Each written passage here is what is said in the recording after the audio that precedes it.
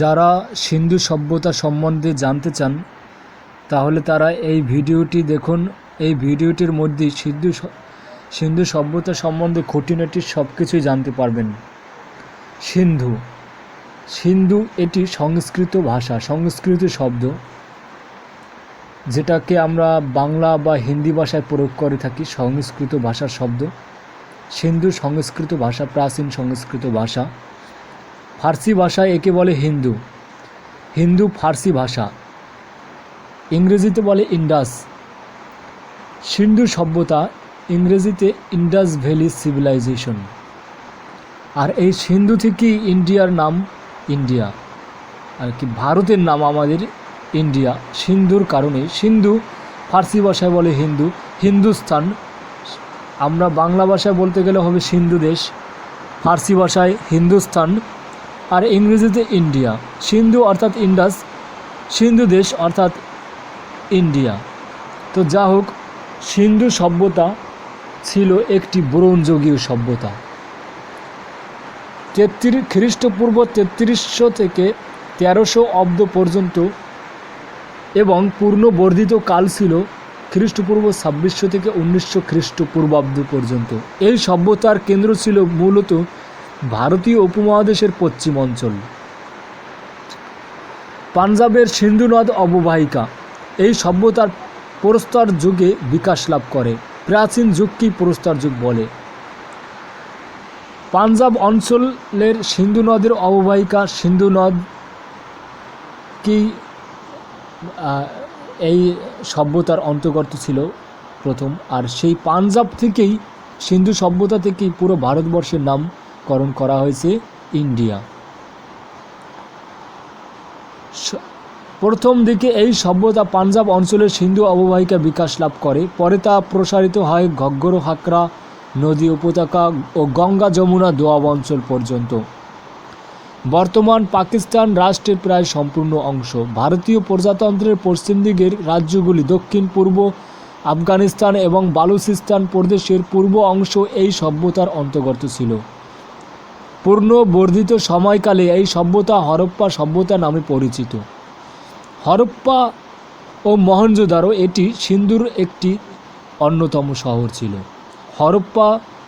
ধারণা করা হয় হরপ্পা ছিল সিন্ধুর রাজধানী। পরবর্তীতে এই সভ্যতা হরপ্পা ও মহেঞ্জোদারো সভ্যতা নামে পরিচিত হয়। হরপ্পা ছিল এই সভ্যতার প্রথম আবিষ্কৃত নগরগুলির অন্যতম। 1920 এর দশকে তদানীন্তন ব্রিটিশ ভারতের পাঞ্জাব প্রদেশে প্রত্নতাত্ত্বিক খনন কার্যের ফলে এই শহরটি আবিষ্কৃত হয়। 1920 সাল থেকে সিন্ধু সভ্যতার প্রত্নস্থলগুলিতে খনন কার্য চলেছে। 1999 সালেও এই সভ্যতার বেশ কয়েকটি গুরুত্বপূর্ণ প্রত্ন সামগ্রীও আবিষ্কৃত হয়েছে। মহেঞ্জোদারো সিন্ধু সভ্যতার একটি অতি গুরুত্বপূর্ণ কেন্দ্র। সিন্ধু সভ্যতার কিভাবে ধ্বংস হয়ে গেল, এসব নানান প্রশ্ন মানুষের মনে ঘুরে বেড়ায়। অনেকেরাই মনে করে থাকেন সিন্ধু সভ্যতা ধ্বংস হয়ে গেছে বহিরাদেশের শত্রুদের আক্রমণের ফলে। আবার অনেকেরা মনে করে থাকেন সিন্ধু সভ্যতা আর্যরা আসার ফলে ধ্বংস হয়েছে, আর্যরাই দায়ী সিন্ধু সভ্যতার ধ্বংসের জন্যে। কিন্তু আসলে এ কয়টি কথা একটি সত্য নয়। সিন্ধু সভ্যতা ধ্বংস হয়েছে ধারণা করা যায় কোনো একটি দুর্যোগের ফলে। কারণ সিন্ধু সভ্যতা আস্তে আস্তে ক্রমে ধ্বংস হয়নি। তাহলে বোঝা যেত যে বহিরাদেশের আক্রমণের ফলে দিন দিন করে সিন্ধু সভ্যতা ধ্বংস হয়ে গেছে, একটু একটু করে ধ্বংস হয়ে গেছে, এমন না সিন্ধু সভ্যতা একসাথেই ধ্বংস হয়ে গেছে। তাহলে বোঝা যায় যে কোনো এক দুর্যোগের সময় সিন্ধু সভ্যতা নিশ্চিহ্ন হয়ে গেছে এক দিনে বা অথবা এক রাতে। তো সিন্ধু সভ্যতার মানুষেরা কেমন ছিল, প্রশ্ন উঠে আসে, সিন্ধু সভ্যতার মানুষেরা কেমন ছিল। সিন্ধু সভ্যতার মানুষেরা অত্যন্ত কঠোর পরিশ্রমী এবং খুব ধার্মিক ছিল। সিন্ধু সভ্যতার মানুষদের মধ্যে তখনকার সময় কোনো ঈশ্বরের ধর্ম ছিল না, ঈশ্বরের ধর্মগ্রন্থ ছিল না। তখনকার সময় তারা পূজা অর্চনা মাটির মূর্তি, পাথরের তৈরি ভাস্কর্য নির্মাণে তারা পটু ছিল। তারা পূজা অর্চনা, গো অর্চনা করে বেড়াতো। তারা কারুশিল্পে বিভিন্ন পারদর্শী ছিল। তখনকার সময়ে তাদের ডক্টরও ছিল, কারণ তাদের সিন্ধু সভ্যতায় নকল দাঁতও পাওয়া গেছে। তখনকার সময় তারা বিনোদনও করত। বিনোদনেরও খেলাধুলার মাঠ ছিল, নৃত্য পরিবেশন করার মঞ্চ ছিল, এমনকি সুইমিং পুলও ছিল। আধুনিক সুইমিং পুলের মতো তখনকার সময়ে স্নানঘর ছিল তখনকার। তাহলে এসব কিছু দিয়ে ধারণা করা যায় যে এখন এই আধুনিক সভ্যতার চেয়ে তারা কখনো পিছিয়ে ছিল না, মূলত তারা আরও বেশি আধুনিক ছিল। সিন্ধু সভ্যতার শহরগুলো একবার চিন্তা করলে বোঝা যায় যে তারা কতটা আধুনিক ছিল।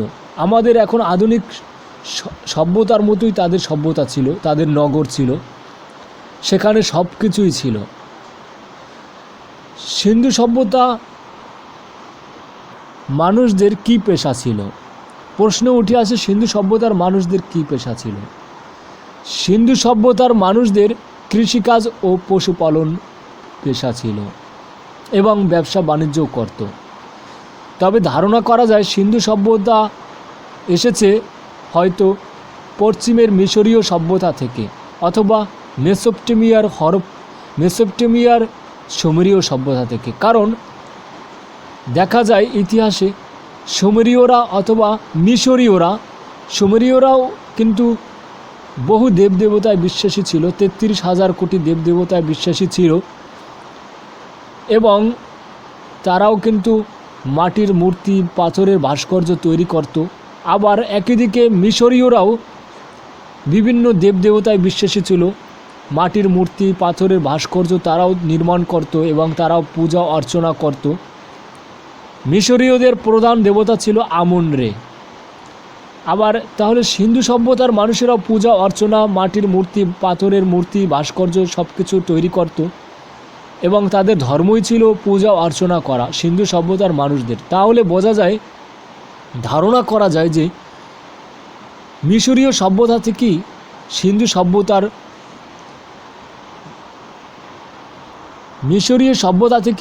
সভ্যতা এসেছে। মিশরীয় সভ্যতা হচ্ছে বিশ্বের সবচেয়ে প্রাচীন সভ্যতা।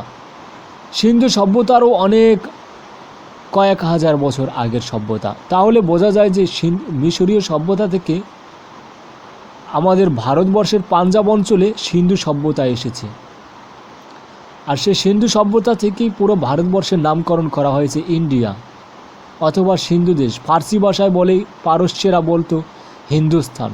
যা হোক, সিন্ধু সভ্যতার মানুষেরা ধাতু ব্যবহারও করত, ধাতুর ব্যবহারও তারা জানত। তবে সিন্ধু সভ্যতার মানুষেরা ধর্মের দিকে খুবই আগ্রহী ছিলেন, ধর্মভীরু ছিলেন। তবে যখন আর্যরা আসে সিন্ধু সভ্যতায়, তখন তারা নিজেদের ধর্ম নিয়ে আসে এবং তারা আর্য ছাড়া অন্যান্য ভারতীয়দের মনে করত তারা বোকা, মূর্খ, কারণ অনার্যদের তারা অজ্ঞান মনে করত। আর্যরা ভাবত শুধু আর্যরাই জ্ঞানী, এবং তাদের সাথে রয়েছিল তাদের ধর্ম উপহার দিয়েছিল সিন্ধু সভ্যতার মানুষদেরকে। তাদের ধর্ম ছিল একেশ্বরে বিশ্বাসী ছিল আর্যরা। তাদের ধর্ম ছিল ঋগ্বেদ, সামবেদ, যজুর্বেদ, অথর্ববেদ, বেদ ধর্ম ছিল তাদের ধর্ম। তো এই বেদ ধর্ম কিন্তু পরবর্তীতে সিন্ধু দেশের মানুষের মধ্যেও বেদ ধর্ম লাভ করে। তারাও কিন্তু আজ পর্যন্ত হিন্দুরা, আমরা যে হিন্দু বলি, হিন্দু ফার্সি ভাষা, সংস্কৃত ভাষা সিন্ধু, আর ইংরেজিতে ইন্ডাস। তো যা হোক, আমরা যেটা বলে অভ্যস্ত হিন্দু। তো এখন বর্তমান তো হিন্দু তো কোনো ধর্ম নয়, হিন্দু একটা জায়গার নাম। যেমন ওই যে পাঞ্জাব অঞ্চলের সিন্ধু একটা জায়গা, সিন্ধুর নামই হিন্দু একটি জায়গা। আর সেই হিন্দুদের মানুষেরা, সিন্ধু দেশের সিন্ধু সভ্যতার মানুষেরা যেই ধর্ম পালন করত তাকেই আমরা হিন্দু ধর্ম বলে জানি। যা হোক, তো হিন্দু ধর্মের মানুষেরা কিন্তু বেদ ধর্ম পালন করে, তারা কিন্তু বেদও মেনে চলে। এই বেদ কিন্তু আর্যরা দিয়েছে। আবার বেদের পাশাপাশি তারা মূর্তি পূজা অর্চনা তাও করে। তাহলে তাদের কিন্তু দুটো ধর্ম হয়ে গেল। একটা প্রাচীন ধর্ম সিন্ধু সভ্যতায় আগে ছিল পূজা অর্চনা এসব, পরবর্তীতে আর্যরা এসে বেদ ধর্ম দিল। দুটোই কিন্তু তারা লাভ করেছে, দুটোই কিন্তু তারা ধরে রেখেছে। বেদ ধর্ম পালন করছে এবং হিন্দু ধর্ম পালন করছে। বেদ ধর্মে কিন্তু পূজা অর্চনা করার বিরোধিতা রয়েছে, আর হিন্দু ধর্মে পূজা অর্চনা করার কথা উল্লেখ করা হয়েছে। আর্যরা ভারতে আসেন, সিন্ধু সভ্যতায় আসেন খ্রিস্টপূর্ব 1800 সালের দিকে। তখন তারা এসে সিন্ধু সভ্যতায় হিন্দুদের সাথে এক সমাজে মিশে যায়। এবার দেখা যাক সিন্ধু সভ্যতার নগরগুলো কেমন ছিল। সিন্ধু সভ্যতার নগর মনে করা হয় প্রাচীন সভ্যতাগুলোর মধ্যে সবচেয়ে সুপরিকল্পিত নগরায়ন ঘটেছিল সিন্ধু সভ্যতায়। হরপ্পা এবং মহেঞ্জোদারো ছিল রাজধানী, যেখানে প্রাচীন শহরগুলোতে গড়ে 10,000 লোক বসবাস করত। সেখানে শুধু এই দুই নগরীতেই ছিল প্রায় 40 থেকে 50,000 লোকের বাস। সব মিলিয়ে প্রায় 50 লাখেরও বেশি জনসংখ্যা ছিল এই সভ্যতার। স্বাভাবিকভাবেই জনবসতি বেশি হলে সেখানকার পরিবেশ অরাজকতাপূর্ণ হয়ে ওঠে। কিন্তু সিন্ধু সভ্যতায় এমন কোনো প্রমাণ পাওয়া যায়নি, বরং ধারণা করা হয় বসবাসরত জনগণ ছিল বেশ শান্তিপ্রিয়। নগর নির্মিত হয়েছে গ্রিড প্যাটার্নে। সড়কের প্রান্তে বৃত্তাকারে নির্মিত বাড়িগুলো ছিল পোড়া ইট এবং মাটির তৈরি সমতল ছাদ বিশিষ্ট। প্রত্যেক বাড়ি প্রাচীর দিয়ে ঘেরা ছিল। কোনো কোনো বাড়ি ছিল বহুতল বিশিষ্ট। 2 কক্ষ থেকে 25 কক্ষের বাড়িও পাওয়া গিয়েছে।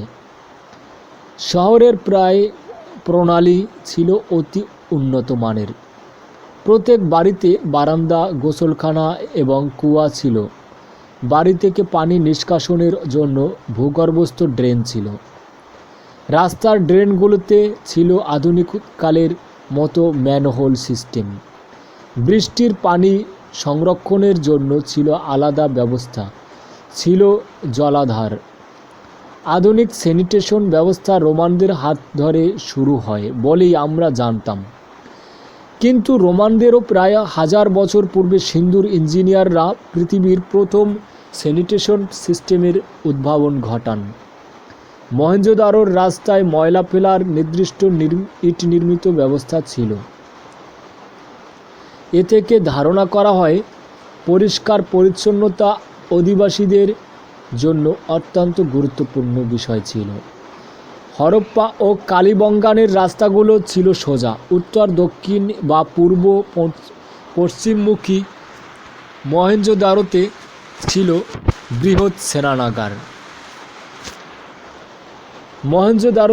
বৃহৎ সেনানাগার। এর জলাধার ছিল 39 ফুট লম্বা, 23 ফুট চওড়া ও 8 ফুট গভীর, যেখানে পানি প্রবেশ ও নিষ্কাশনের ব্যবস্থা ছিল। পাশে বসার জন্য মঞ্চ ও ছোট ছোট কক্ষ ছিল। ধারণা করা হয় ধর্মীয় উদ্দেশ্যে এটি নির্মাণ করা হয়, তবে কারো কারো মতে শুধুমাত্র বিনোদনের উদ্দেশ্যেই এটি নির্মাণ করা হয়েছিল। মহেঞ্জোদারো ও হরপ্পা এই দুই শহরেই ছিল শস্যাগার।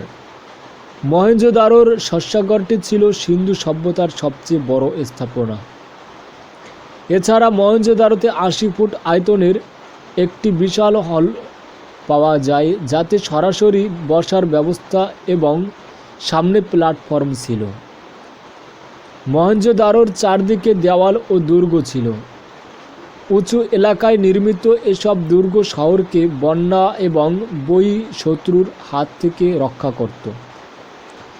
নগরীর নিচু অংশে ছিল উপনগরী। তবে পুরো সভ্যতা জুড়ে কোথাও কোনো উপাসনালয়, বৃহৎ স্তম্ভ বা প্রাসাদ জাতীয় কিছু পাওয়া যায়নি। যেখানে অন্যান্য বেশিরভাগ সভ্যতা ছোট বা পল্লী জনপদ থেকে বিকশিত হয়েছিল, সেখানে সিন্ধু সভ্যতার নগর পরিকল্পনা দেখে মনে করা হয় নির্দিষ্ট জায়গা বেছে নিয়ে পরিকল্পনা করেই তবেই তা নির্মাণ করা হয়। এ থেকে এটাও ধারণা করা হয় যে এ ধরনের নগর পরিকল্পনা অর্থায়ন এবং বাস্তবায়নে একটি শক্তিশালী কেন্দ্রীয় সরকারের পৃষ্ঠপোষকতা দরকার হয়, যা হয়তো তাদের ছিল।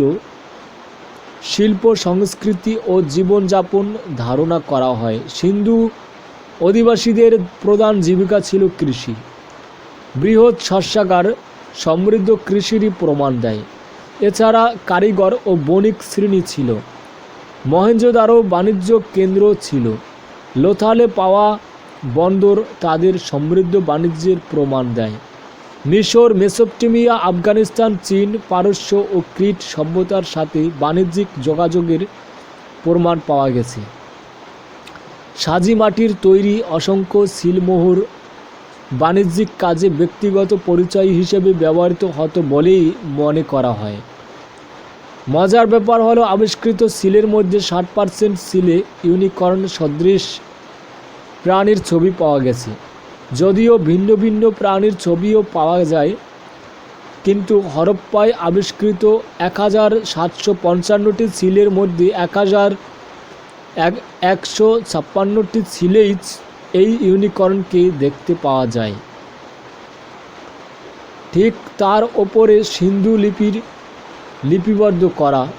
ধারণা করা হয় এই ইউনিকর্ন কোনো বংশ, গোত্র, শহর বা রাজনৈতিক কোনো চিহ্ন, আর উপরের লিপি ব্যক্তিগত পরিচয়। অধিবাসীরা তুলা দিয়ে সুতা কাটা ও বস্ত্র তৈরি করতে জানত। মৃৎশিল্পীরা চীনামাটির পাত্র নির্মাণেও দক্ষ ছিল। অলঙ্কার তৈরিতে তারা পারদর্শী ছিল। আবিষ্কৃত মূর্তি থেকে ধারণা করা হয় পুরুষেরা শরীরের নিম্নভাগে ধুতি ও উপরিভাগে চাদরের মতো পোশাক এবং নারীরা 2 প্রস্থ কাপড় পরিধান করত। নারীদের প্রসাধনী ব্যবহারেরও কথাও অনুমান করা হয়। তারা চাকার ব্যবহার জানত। পরিবহনের জন্য গবাদি পশুচালিত গাড়ি ব্যবহার করত। তারা সেচ কৌশল সম্পর্কে অবগত ছিল। প্রযুক্তিগত দিকেও তারা যথেষ্ট উন্নত ছিল। তারা নির্ভুলভাবে দৈর্ঘ্য ও ভর পরিমাপ করতে জানত।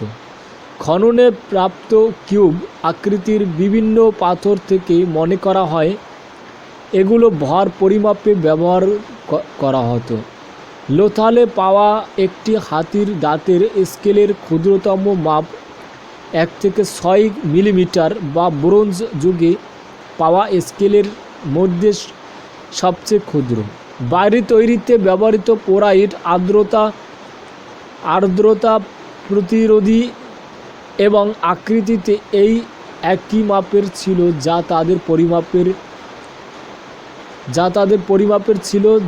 তাদের পরিমাপের দক্ষতার প্রমাণ দেয়। কোনো বাড়ির ছাদে উইন্ডো ক্যাচার ছিল, যা ঘরের তাপমাত্রা নিয়ন্ত্রণ করত।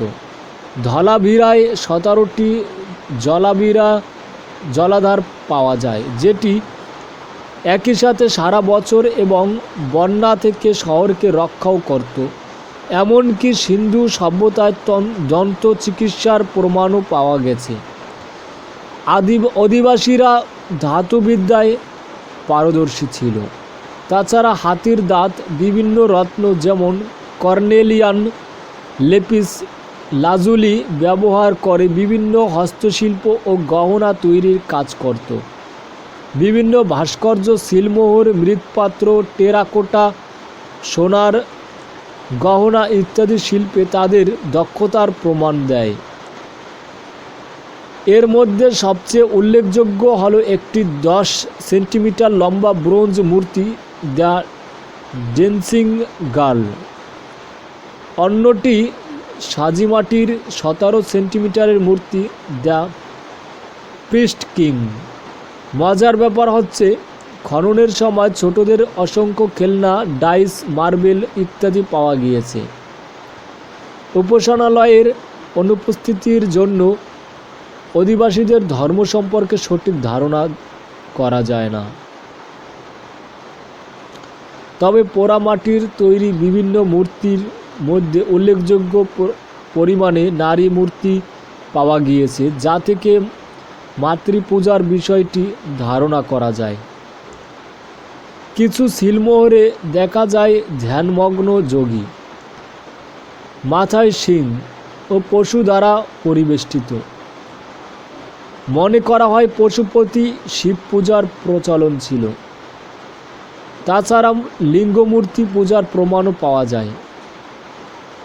ধারণা করা হয় সিন্ধু সভ্যতা থেকেই পরবর্তীতে হিন্দু ধর্মে এই লিঙ্গমূর্তি পূজা গৃহীত হয়। তাছাড়া প্রাণী উপাসনা ও প্রকৃতি পূজার প্রচলন ছিল। অশ্বত্থ গাছ ও পাতার ছবি সিলমোহর ও মৃৎপাত্রে পাওয়া গেছে বলে এমন ধারণা করা হয়। হরপ্পায় প্রায় 57টি কবরের এক কবরস্থান পাওয়া যায়।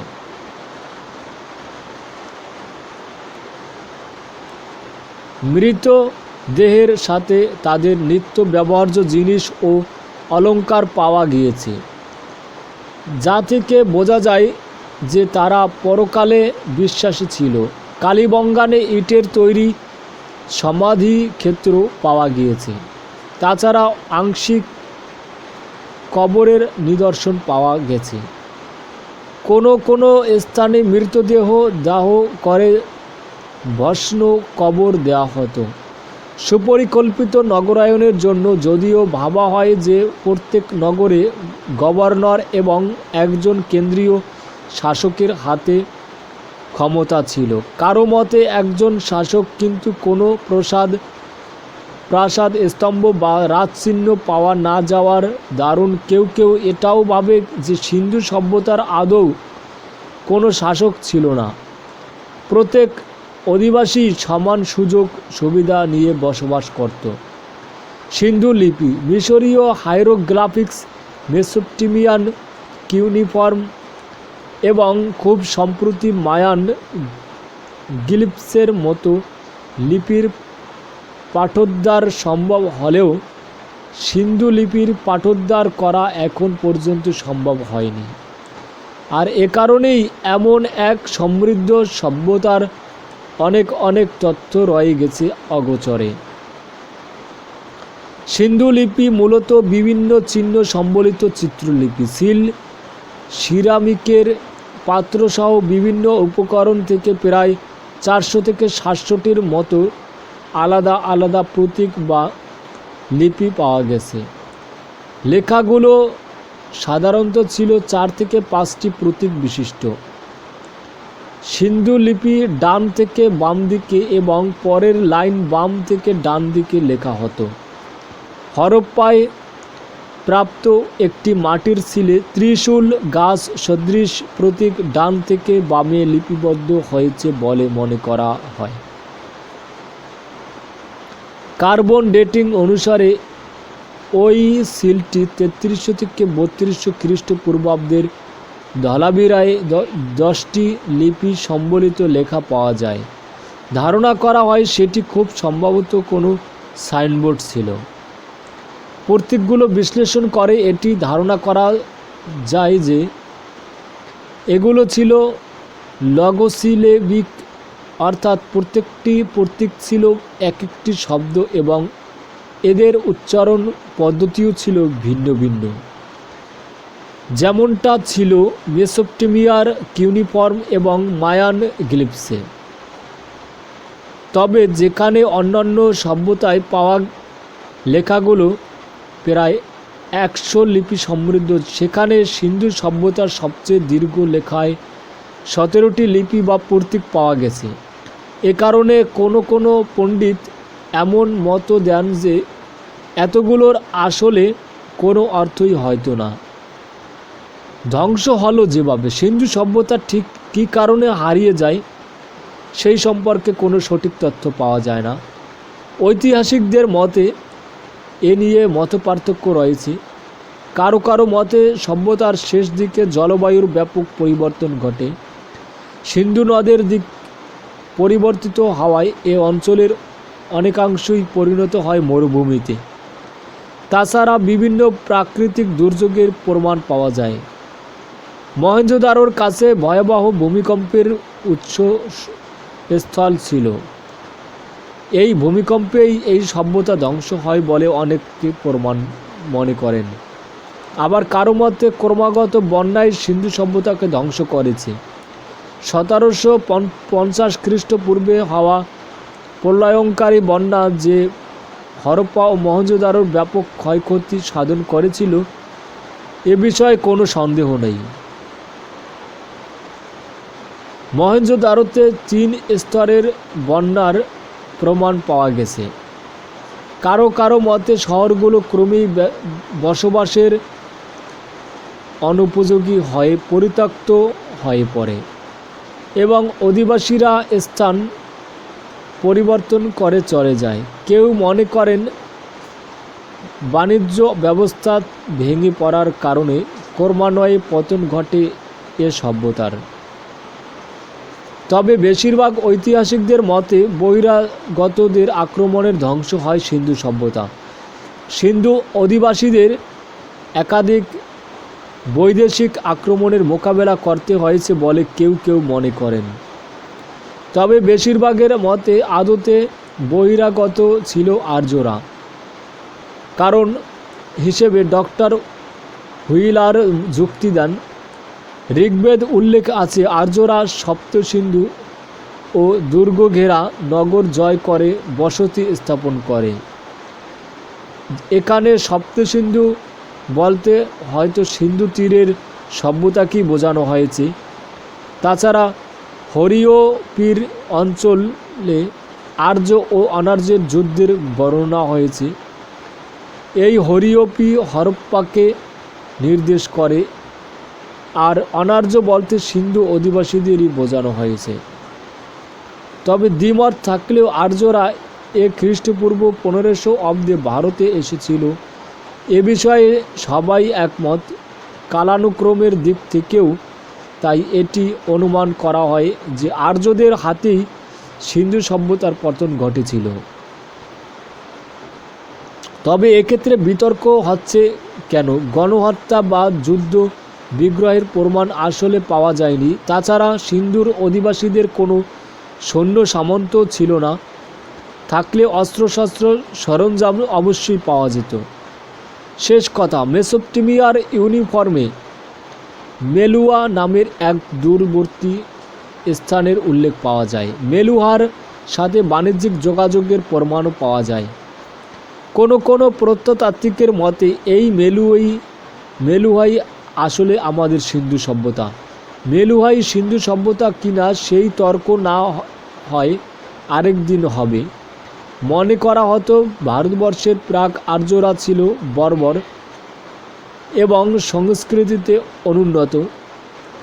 কোনো রকমের চিহ্ন না রেখে হারিয়ে যাওয়া সিন্ধু সভ্যতা এই ধারণার আমূল পরিবর্তন ঘটিয়ে দিয়েছে তা বলাই বাহুল্য। আর্যরা কোনো জাতি নয়। আর্য হলো এক ভাষাগোষ্ঠীর নাম। সকল ইন্দো ইউরোপীয় ভাষাভাষীদের আর্য বলে অভিহিত করা হয়ে থাকে। এরা বসবাস করত প্রাচীন ইরাক, ইরান, মধ্য এশিয়া, পূর্ব ইউরোপ, গ্রিস ইত্যাদি অঞ্চলে। এদের মধ্যে একটা অংশ একসময় ইউরোপের দিকে স্থানান্তরিত হয়ে যায়, আর এক অংশ পাকিস্তান, আফগানিস্তান হয়ে প্রাচীন ভারতবর্ষে প্রবেশ করে।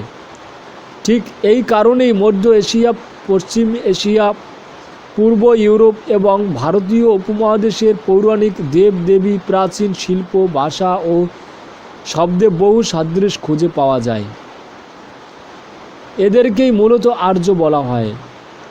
অনার্য এবার আসা যাক সে আলোচনায়, যেখান থেকে বোঝা যাবে সিন্ধু সভ্যতা মূলত কাদের হাত ধরে গড়ে উঠেছিল। আর্যরা ভারতবর্ষে তাদের প্রথম পদচিহ্ন রেখেছিল আনুমানিক খ্রিস্টপূর্ব 1500 অব্দের দিকে। তখন সিন্ধু সভ্যতা বিকাশের অন্তিম